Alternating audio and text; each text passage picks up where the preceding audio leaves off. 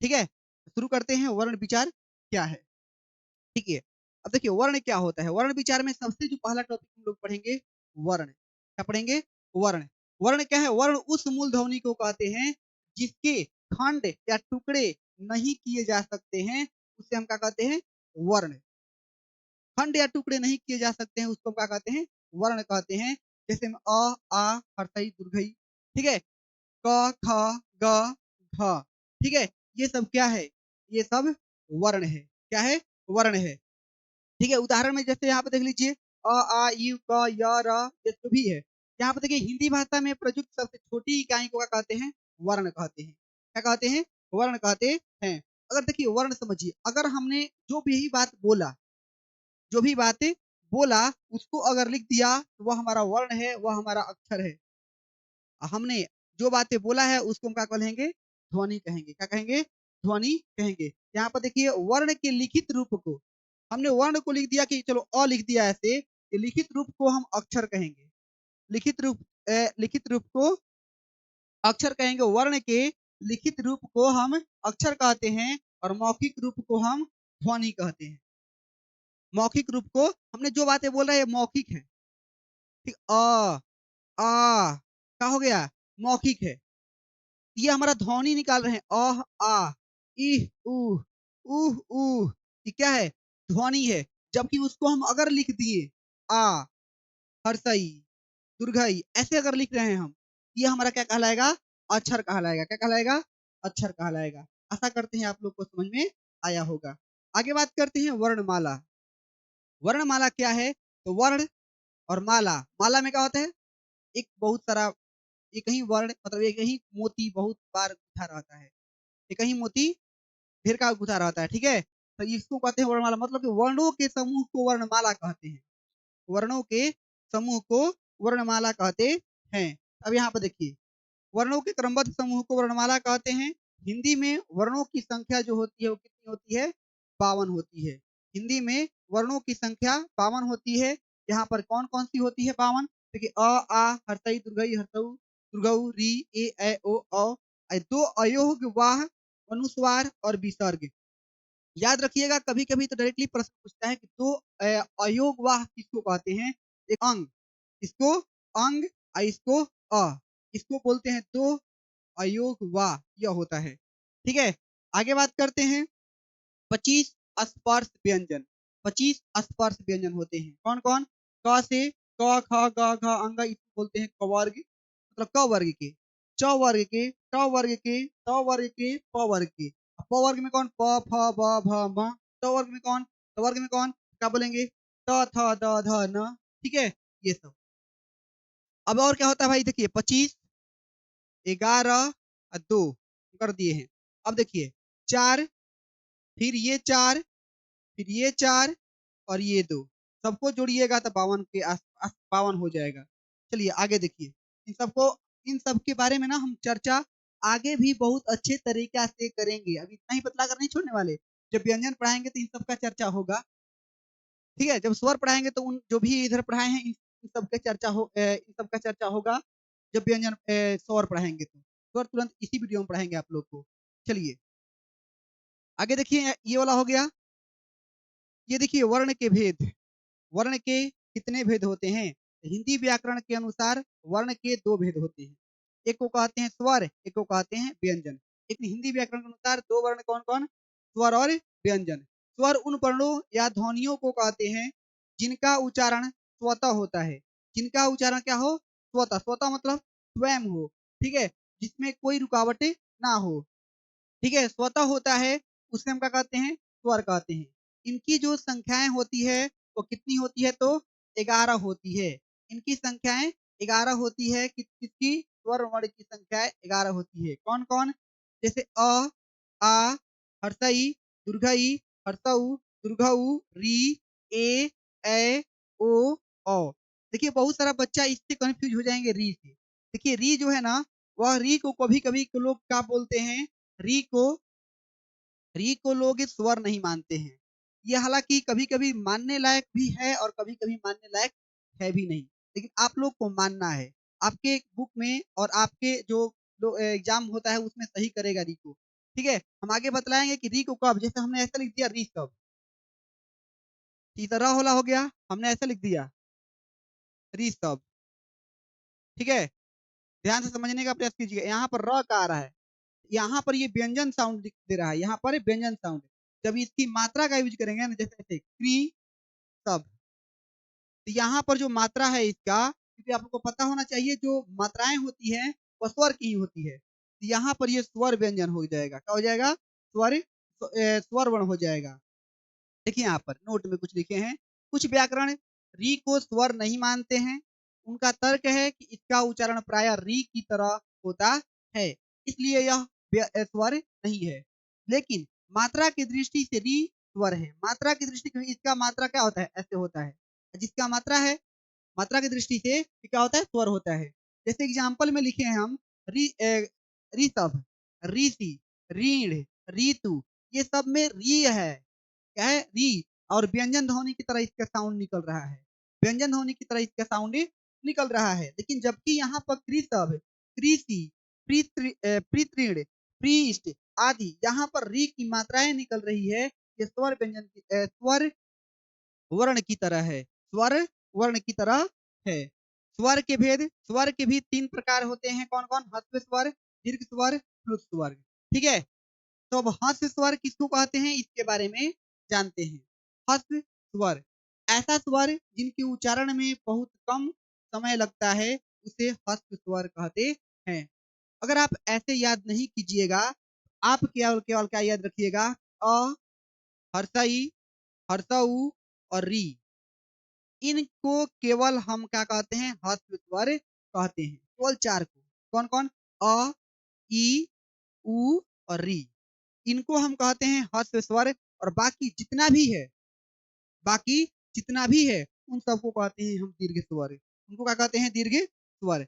ऐसे स्वर जिनके उच्चारण में ह्रस्व स्वर की तुलना में 2 गुना समय लगता है, जैसे कि अ बोले हैं, अ, आ, जितना समय हम बोल रहे हैं उसका 2 गुना में बोल रहे हैं आ। ठीक है, अब ऐसे ऊ, ऊ, ऊ को थोड़ा सा कस नहीं बोलते हम लोग, मैडम जी लोग इसी से पढ़ाती थी। बोलो अ, आ, ई, ऊ, ए, ऐसे हम लोग पढ़ते थे। मैडम लोग पढ़ाती थी हम लोग को बचपनवा में वही। वैसे को धीरे से बुलवाएंगे, आ को कस के, आ, हर्षई, दुर्गाई, ऐसे लोग बुलवाते थे। हम मजा भी आता था, हम लोग बड़ी चिल्लाते थे। ठीक है, तो अब ये इतना समझ में आना चाहिए कि दीर्घ में ह्रस्व में कौन कौन है? अ है, और ई है, ऊ है और री है। इन सबको छोड़कर क्या है? सब, सबके सब क्या है? सबके सब हमारा क्या है? दीर्घ स्वर है। जैसे कि आ, दुर्घई, दुर्घऊ, ए, ओ, ये सब क्या है? ये सब हमारा दीर्घ स्वर है। आगे बात करते हैं प्लुत स्वर का। प्लुत स्वर क्या होता है? ऐसे स्वर जिनके उच्चारण में दीर्घ स्वरों की तुलना में थोड़ा सा ज्यादा समय लगता है, उसे क्या कहते हैं? उसे प्लुत स्वर कहते हैं। इसका उपयोग हिंदी में अधिकतर नहीं है, न के बराबर है।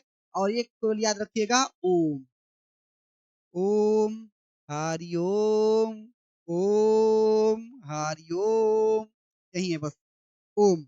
ठीक है, प्लुत स्वर में, प्लुत स्वर में कौन सा है भाई? केवल और केवल ओम है, याद रखना है। क्या आपको याद रखना है? याद रखना है कि ह्रस्व स्वर में केवल 4 गो, अ, ई, उ और री। दीर्घ स्वर में सब। ठीक है, सातों के साथ, 4 गो ई लाइन है, 7 गो उ दीर्घ, एगो है हमारा ओम प्लुत स्वर। आगे बात करते हैं कि स्वर जो होता है, इनका उच्चारण स्थान क्या होता है? स्वर का उच्चारण स्थान क्या होता है? जैसे कि दंत से ली, ली कहाँ से निकलता है? दंत से। ई और दुर्घई, तालु से। याद रखिएगा, इससे प्रश्न पूछेगा और हम अभी आप लोग को प्रश्न देंगे। ठीक है, अ, आ, अ, अ, आ, अ, इसको बताइए क्या कहते हैं? क्या कहते हैं? विसर्ग। क्या कहते हैं? विसर्ग। तो बार बार प्रश्न पूछता है कि विसर्ग का उच्चारण स्थान क्या होगा। ठीक है, का कहाँ से? कंठ से। री और री क्या कहते हैं? मृदा। क्या कहते हैं? मृदा। आगे उ क्या हो जाएगा ये? ओष्ठ। क्या हो जाएगा? ओष्ठ। अंग, नासिका, अंक, नसिका, अंक, नसिका, ठीक है। दंतोष्ठ से अभी इसमें स्वर वर्ण में कोई नहीं है। ए और ए और ए का कंठ तलव्य, कंठ तलाव मतलब कि कंठ से और तालु से, दोनों से, कंठ से और तालु से, ए और ए, ओ और औ, ओ और औ, कची से कंठोसस्य, मतलब कि कंठ और ओष्ठ, कंठ, कंठ और ओष्ठ, ओष्ठ मतलब ओठ, ओठ, ठीक बा। क्या बोल सकते हैं, ओठ, ठीक है। ये ओ और औ, ओ और औ, ठीक है। यहाँ पे याद रखना है लिरी काची से, दंत से, ई और ई, तालु से, आ ह, कंठ से, इन सबको याद रख लेंगे तो स्वर्ग से स्वर वर्ण से कोई भी ट्यूशन नहीं छूटेगा, याद रखिएगा। अब यहाँ पर कुछ महत्वपूर्ण बातें, कुछ महत्वपूर्ण बातें में क्या याद रखना है। पहली बात है कि हिंदी वर्णमाला में अ और अंग और को स्वर के साथ लिखने की परंपरा है, लेकिन अंग, अनुस्वार और विसर्ग स्वर नहीं है, विसर्ग स्वर नहीं है, इन्हें अयोगवाह कहा जाता है। कहने का मतलब मेरा है ये अंग और जो है यह स्वर नहीं है, इसको अयोगवाह कहते हैं, लेकिन इन्हें हम हिंदी में करते हैं स्वर के साथ लिखने की परंपरा है, लिखते आते हैं। और देखिए इसे अर्धचंद्र कहते हैं, क्या कहते हैं, अर्धचंद्र, अर्धचंद्र कहते हैं। इसका उच्चारण स्वर की तरह ही होता है, इसका भी उच्चारण स्वर की तरह ही होता है, लेकिन यह अंग्रेजी की स्वर ध्वनि है, अंग्रेजी की स्वर ध्वनि है, जिसे हम लोग आगात या फिर आगत स्वर ध्वनि कहते हैं। आगत स्वर ध्वनि किसे कहते हैं, तो किसको, ओ, ठीक है, जैसे ऑफिस वगैरह में यूज करते हैं, इसका प्रयोग अंग्रेजी के शब्दों में होता है, जैसे में office, offset, college, knowledge, spot, ball, gall, football, Bollywood, common, dollar, collar, volume, volleyball, वॉलवार्म, ठीक है। तो ये सब जितने भी वर्ड बोले हैं, ये सभी के सभी वर्ड अंग्रेजी के हैं, अंग्रेजी के हैं, लेकिन स्वर की जैसा ही बोला जाता है, लेकिन ये अंग्रेजी के वर्ड में यूज होता है। ये भी इंपॉर्टेंट पॉइंट है आप लोगों के लिए। अगर समझ में आया होगा तो लाइक जरूर कीजिए, अभी नहीं किए हैं तो कर दीजिए, और शेयर भी कर दीजिए, ठीक है। अब आगे देखिए, अब यहाँ से आप लोग को प्रश्न, जो भी चीजें पढ़े हैं उसका जवाब आप लोग को देना होगा, हम नहीं देंगे। कमेंट में ऐसे लिखना होगा, क्वेश्चन नंबर 1 का एक जो भी जवाब होगा उसको लिखना है। फिर क्वेश्चन नंबर 2 है, विसर्ग का उच्चारण स्थान अभी क्या है, हम बोले थे ना, बार बार पूछेगा, विसर्ग का उच्चारण स्थान क्या है। दूसरा है ए ए ओ का ओ कौन स्वर है, ए ए ओ कौन स्वर है, हस्व स्वर, दीर्घ स्वर, संयुक्त स्वर, इनमें से कोई नहीं, ठीक है। हम पिछले, अब इसको आंसर आप लोग को कमेंट में कर देंगे, नहीं तो आप लोग पहले कमेंट में कीजिएगा, सब बतलाए हैं। वीडियो को अगर आराम से देखिएगा तो सभी प्रश्नों का जवाब आराम से दे दीजिएगा। याद रखिएगा, इससे प्रश्न ज्यादा नहीं पूछेगा। व्यंजन संधि के बारे में, व्यंजन वर्ण के बारे में हम लोग चर्चा करेंगे अगले वीडियो में, उसको भी बहुत हम डिटेल से पढ़ाएंगे, ठीक है। ई, अ, ए, दीर्घ स्वर कौन है बतलाना है आप लोग को, ठीक है। स्वर्ग वर्गों की संख्या कितनी होती है, 10, 11, 17, 21, ये बतलाना है। अगला क्वेश्चन देखिए, उ का उच्चारण स्थान क्या होता है। अगला क्वेश्चन देख लीजिए, अ का उच्चारण स्थान क्या होता है, ठीक है। ई और ई, हर्षई और दुर्घई वर्ण का उच्चारण स्थान क्या होता है, सबका उच्चारण स्थान आप लोग को लिखवाए हैं, अभी पीछे बतलाए हैं। किस वर्ण का उच्चारण उच्चारण कंठ एवं तालु के सहयोग से होता है, ये भी बातें बतलाए हैं। कंठ और तालु कहेगा, कंठ ताल वे कहेंगे, ठीक है। किस वर्ण का उच्चारण कंठ और ओष्ठ के सहयोग से होता है, ठीक है। आगे देखिए, भाषा की सबसे छोटी इकाई किसको कहते हैं, ठीक है। और फिर है वर्ण के समूह को क्या कहा जाता है, और अंतिम है, ये अंतिम ही है, वर्ण के समूह को क्या कहा जाता है। तो 12 प्रश्न है, और 12 प्रश्न का जवाब आप लोग को देना जरूरी है, अगर आप इस वीडियो को देखे हैं, नहीं तो फिर इस वीडियो को देखने का कोई मतलब ही नहीं रह जाएगा, ठीक है। आप चैनल को सब्सक्राइब जरूर करें और शेयर भी जरूर करें। चलिए, मिलते हैं अगले वीडियो में, तब तक सभी बच्चों को राधे राधे, जय श्री कृष्ण।